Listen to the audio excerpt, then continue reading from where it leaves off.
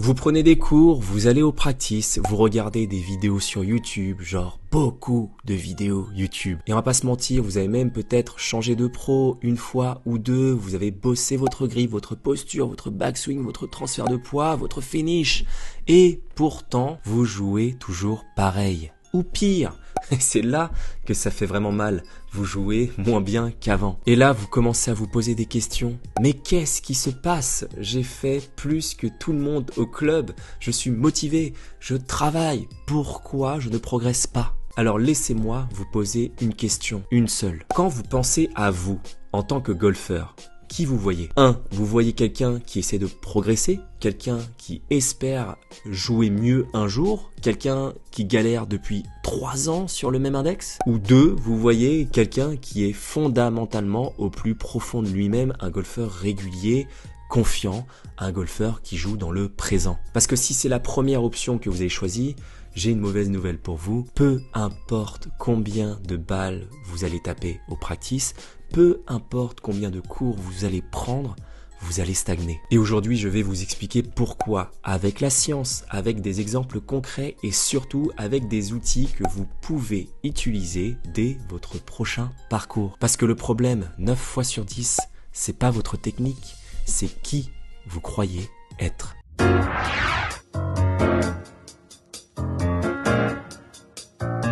Alors, je vais vous parler d'un bouquin. Un bouquin de développement personnel qui n'a absolument rien à voir avec le golf en apparence, mais qui explique pourtant tout sur pourquoi vous stagnez. Ça s'appelle Atomic Habits de James Clear. Et dans ce livre, il y a un schéma tout simple, 3 cercles concentriques comme une cible de tir à l'arc. Le cercle extérieur, c'est les résultats, ce que vous voulez obtenir. Exemple, je veux jouer en dessous de 90, je veux descendre à 10 d'index, je veux driver à 200 mètres. Bref, vous avez compris le délire. Le cercle du milieu, c'est les processus, ce que vous faites concrètement pour y arriver. Exemple, je vais au practice 3 fois par semaine, je prends des cours tous les mois, je travaille mon putting le soir dans le salon avec un verre retourné comme cible. Et le cercle du centre, c'est le cercle de l'identité, ce que vous croyez être, qui vous pensez être fondamentalement en tant que golfeur. Et James Clear dit un truc qui paraît contre-intuitif au premier abord. Il dit que la plupart des gens attaquent le changement de l'extérieur vers l'intérieur. Ils fixent un résultat, construisent un processus et espèrent qu'un jour leur identité va suivre. Sauf que ça ne tient pas sur la durée. Vous connaissez sûrement quelqu'un, peut-être vous-même, qui s'est fixé un objectif de score au début de la saison, qui a bossé dur les premiers mois et qui au bout de 6 semaines est retombé exactement dans les mêmes patterns. Même niveau, mêmes erreurs, même frustration. C'est exactement ce mécanisme. Changer les résultats ou les processus sans changer l'identité. C'est comme repeindre les murs d'une maison dont les fondations sont fissurées. Ça fait illusion un temps, mais ça ne tient pas. La seule approche qui crée un changement durable selon James Clear, c'est de partir du centre, celle de l'identité. Ce qu'il dit en gros, c'est qu'il faut se demander qui est le genre de personne qui obtient les résultats que je veux et d'être cette personne maintenant, avant même d'avoir les résultats. Car pour James Clear, c'est en changeant notre identité que nous allons mettre les bons processus en place afin d'avoir les résultats que l'on souhaite. Exemple très concret, si vous vous dites que votre identité c'est celle d'un joueur débutant, qui est nul et qui n'y arrivera jamais, eh bien vous allez mettre en place des processus d'un joueur débutant, à savoir aucune structure d'entraînement, un focus sur le parcours au pifomètre et une stratégie de parcours non définie.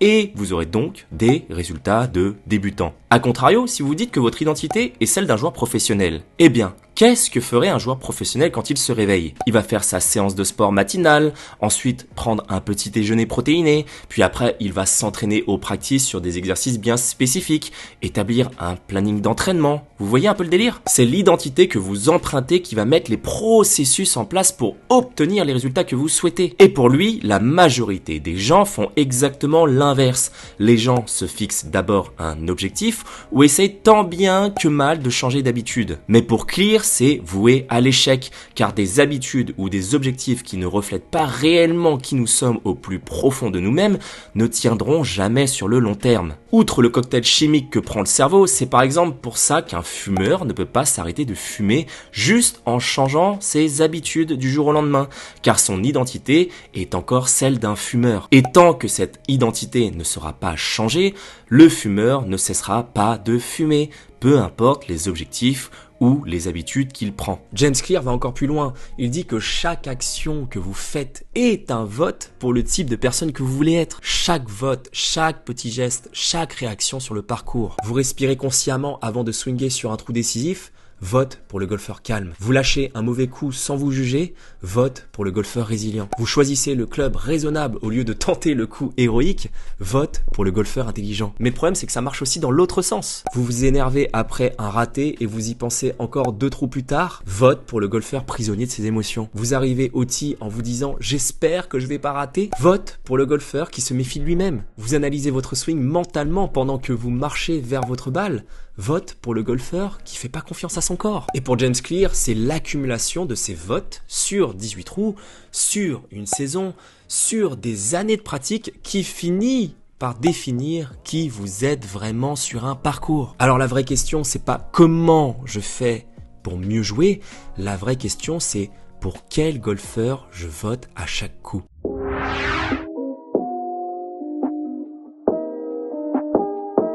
Ok, tout ça c'est très beau philosophiquement, mais est-ce que c'est réel? Est-ce que ça se passe vraiment dans le cerveau? Ou est-ce que c'est juste du joli marketing de développement personnel vendu par un mec en costard sur une scène TEDx? Et la réponse, elle est dans les neurosciences. Il y a une zone dans le cerveau qui s'appelle le cortex préfrontal médian, et cette zone est spécifiquement dédiée à la construction de notre identité, notre représentation de nous-mêmes, notre moi. C'est là que notre cerveau stocke des croyances comme par exemple je suis un golfeur ou régulier, ou alors je me plante à chaque fois quand il y a de la pression, ou alors je suis un bon joueur de fer et un mauvais putter. Il y a des études en neuroimagerie, notamment les travaux de Neil Makra et de ses collègues en 2004 qui montrent que cette zone du cerveau est en activité quasi permanente en arrière-plan. Même quand notre cerveau est occupé, notre cerveau tourne toujours en fond de tâche, en continu sur la question de qui je suis. Et cette zone a une fonction critique. Elle cherche constamment à maintenir la cohérence entre nos actions et notre identité. Notre cerveau, en gros, déteste l'incohérence. C'est un principe fondamental qu'on appelle la dissonance cognitive. La dissonance cognitive a été théorisée dans les années 50 par Léon Festinger. Et quand nos actions ne correspondent pas à notre image de nous-mêmes, notre cerveau crée un état d'inconfort interne et il va tout faire pour pouvoir réduire cet inconfort. Appliqué au golf, ça veut dire quoi? En gros, si votre identité est « je suis un golfeur régulier, je suis un golfeur fiable », votre cerveau va orienter votre attention vers les bons objectifs. Favoriser les automatismes, réduire l'interférence consciente sur votre swing. Mais si votre identité de golfeur c'est « je perds toujours mes moyens quand c'est important », il va chercher des preuves à ça aussi, pas par masochisme, juste pour maintenir la cohérence. Et qu'est-ce qui se passe quand notre identité est menacée? Imaginez que vous vous êtes construit l'identité du golfeur, je suis un golfeur qui joue en dessous 90. Et là, vous jouez 52 à l'aller. Votre identité est par conséquent en danger. Et qu'est-ce qui se passe à ce moment-là dans notre cerveau? Le cortex préfrontal médian envoie un signal d'alarme à l'amygdale, qui est le centre de traitement de la peur dans notre cerveau. Et l'amygdale fait ce qu'elle a toujours fait depuis 200 000 ans d'évolution, elle déclenche une réponse de stress. Vous avez une montée d'adrénaline, un shot de cortisol et vous passez en mode survie. Et en mode survie, votre cerveau fait quelque chose de très précis et de très problématique pour votre golf. Il réactive le contrôle conscient sur votre mouvement. Résultat au golf, votre swing, ce geste que votre corps connaît par cœur, devient rigide, mécanique et mort. C'est pas que vous êtes nul, c'est que notre cerveau essaye de nous protéger d'une menace, la menace de notre identité profonde. Et forcément, ça casse les automatismes. Et là, on arrive à un truc fascinant, le truc le plus pervers dans tout ça, parce que notre cerveau ne se contente pas de réagir à notre identité, il la confirme activement. Et il y a un mécanisme en psychologie qu'on appelle le biais de confirmation. Il est câblé profondément dans notre biologie. Notre cerveau filtre l'information de façon à percevoir en priorité ce qui confirme ce qu'il croit déjà. Si vous croyez que vous êtes nul au putting, votre cerveau va surenregistrer chaque putt raté et sous-enregistrer chaque putt réussi, inconsciemment. Vous avez rentré 6 putts de 3 mètres ce matin, vous vous en souvenez même plus. Vous avez manqué un putt de 60 cm sur le 14, il tourne déjà en boucle dans notre tête depuis 2 heures. C'est pas de la mauvaise foi, c'est de la biologie et ça crée une boucle vicieuse. L'identité négative engendre du stress qui active le cortex préfrontal, qui casse les automatismes et du coup, vous avez des mauvais résultats et ça vous donne des preuves supplémentaires pour renforcer l'identité négative. Vous tournez littéralement en rond dans votre tête et vous comprenez pas pourquoi vous stagnez malgré tous vos efforts. Mais c'est là que tout s'ouvre aussi, parce que cette boucle peut tourner dans l'autre sens. Parce que si vous avez une identité solide, alors vous êtes en sécurité interne. Du coup, votre amygdale reste calme et votre cortex préfrontal passe en arrière-plan, ce qui fait que les automatismes reviennent. Du coup, vous êtes plus performant, ce qui apporte des preuves par le réel et ce qui renforce votre identité positive. Et ça commence pas par taper des balles au practice, ça commence par changer consciemment et délibérément les votes que vous vous attribuez à chaque coup. Et si vous voulez aller encore plus loin, comprendre concrètement comment 2 champions de golf de niveau mondial incarnent leur identité complètement opposée et ce que ça produit sur leur performance en tournoi, j'ai quelque chose pour vous. Dans ma formation Neurogolf, j'ai créé une vidéo gratuite de 26 minutes où je décortique en détail le mental de Brooks Koepka versus celui de Scheffler. 2 champions, 2 cerveaux, 2 identités diamétralement opposées et vous allez voir en live comment l'une de ces identités a failli détruire un champion de classe mondiale et comment l'autre a propulsé un golfeur au sommet mondial en quelques semaines. Tout ce dont je vous parle aujourd'hui, l'identité, la menace, la boucle de la confirmation, vous allez la voir en œuvre. C'est concret, documenté et je vous garantis que ça va vous changer votre regard sur votre propre jeu.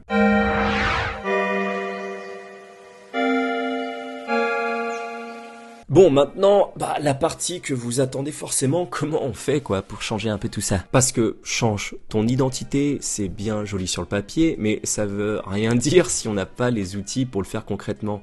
Alors voilà comment on travaille ça vraiment. Je vais pas vous dire, allez, mec, fais-toi confiance, ça va le faire. Vous n'allez pas changer votre identité de golfeur en vous répétant « je suis confiant dans le miroir chaque matin ». Ça s'appelle les affirmations positives, un truc un peu new age et notre cerveau est beaucoup trop intelligent pour que ça fonctionne. Pourquoi? Parce qu'une affirmation positive sans preuve, en fait, ça n'a aucun sens, c'est de la dissonance cognitive quoi. Si vous dites que vous avez confiance en vous le matin devant le miroir alors que vous êtes une chèvre, il n'y a rien qui va changer. L'identité se construit uniquement par des preuves accumulées. Des petites preuves, ça suffit, mais des preuves réelles, coup après coup, partie après partie. Exercice numéro 1, c'est la question identitaire sur le parcours. Avant de partir jouer, au lieu de vous fixer un objectif de score, posez-vous cette question. Quel genre de golfeur je veux être aujourd'hui? Pas je veux jouer 85, parce que ça, vous l'avez bien compris, c'est un objectif de résultat, et le résultat, vous le contrôlez pas. Mais vous pouvez vous dire, aujourd'hui, je suis un golfeur qui reste présent même si je rate les coups. Et ça, vous pouvez le contrôler. C'est un comportement, c'est une intention, c'est une identité en action. Concrètement, écrivez-le sur un bout de papier avant de partir ou dites-le à voix haute dans la voiture. Ça paraît bête, mais c'est pas bête. Parce que ce que vous faites là, c'est ce qu'on appelle en psychologie une intention d'implémentation, un concept étudié par le chercheur Peter Gollwitzer dans les années 90. Il a montré que se formuler une intention de façon précise avant une action augmente significativement la probabilité de l'exécuter. Votre cerveau a besoin d'une direction claire. Donnez-lui une identité, pas juste un score. Exercice 2, c'est le vote conscient après chaque coup. Après chaque coup, bon ou mauvais, posez-vous une question en 3 secondes. Est-ce que ma réaction là, à ce moment-là, elle appartient au golfeur que je veux être? Vous topez un chip. Est-ce que le golfeur que vous voulez être s'énerve, se juge, repasse le coup en boucle dans sa tête? Ou alors le golfeur que vous voulez être, en fait quand il tope un chip, il souffle, il lâche, et il passe à la suite. Et ce qui est important à comprendre, c'est que vous n'avez pas besoin de tout réussir. Vous avez juste besoin de voter du bon côté le plus souvent possible. C'est ça la clé du système de James Clear. Personne vote à 100% pour son identité idéale, mais quelqu'un qui vote à 60% pour le golfeur présent et régulier va construire cette identité. Lentement, solidement, mais durablement. Exercice 3, c'est le journal de vote. Celui-là, c'est le plus puissant sur le long terme et c'est aussi le plus ignoré parce que ça demande 2 minutes le soir et les gens ne s'y tiennent jamais. Le soir, après une partie, notez 3 comportements qui correspondent au golfeur que vous voulez être. Pas vos bons coups, ça on s'en fout, vous l'aurez compris, vos bons comportements. J'ai lâché le triple bogey au 4 sans m'effondrer. Vote pour le golfeur calme. J'ai respiré profondément avant mon drive sur le 12 alors que j'étais encore sur les nerfs.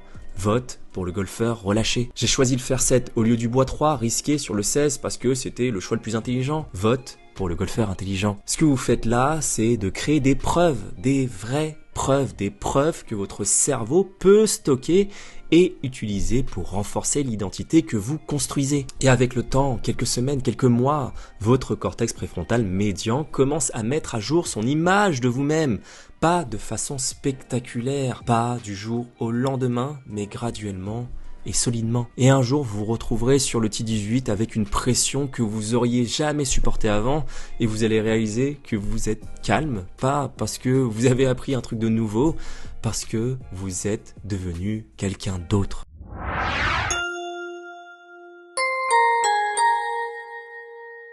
Bon, si je devais résumer cette vidéo en une phrase, ça serait celle-là. Vous ne jouerez pas mieux en travaillant plus, vous jouerez mieux en devenant quelqu'un d'autre. Pas quelqu'un de fondamentalement différent, juste quelqu'un qui a décidé consciemment et délibérément quelle identité il veut construire, coup après coup, partie après partie. Votre technique, elle est là. Elle attend juste d'être libérée par un cerveau aligné. Et ce cerveau aligné commence par une décision simple. Qui est le golfeur que je veux être? Pas demain, pas quand j'aurai baissé mon index, pas quand j'aurai trouvé la bonne technique ou le bon coach ou le bon swing. Maintenant. Parce qu'en fait, c'est maintenant que ça joue sur chaque coup, sur chaque trou, et sur chaque réaction que vous allez accorder. N'oubliez pas votre vidéo gratuite dans la description, l'analyse complète de Brooks Koepka et de Scottie Scheffler. Vraiment, prenez le temps de la regarder. Elle va donner une image concrète à tout ce qu'on vient de se dire. Allez, ciao!